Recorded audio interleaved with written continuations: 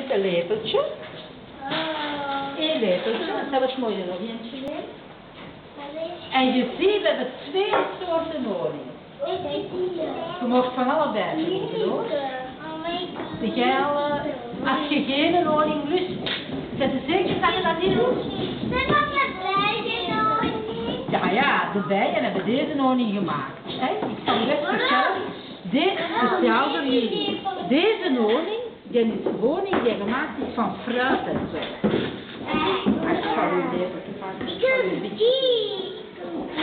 Ja, dat is dat, hè. Wil je van deze niet proeven? Wie wil er nog proeven? Wil jij proeven?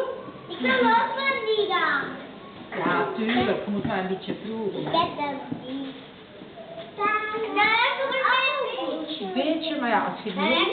Vind je het niet lekker, Megamini? Nee? Dan moet je het hier, sorry, hierin doen in het water.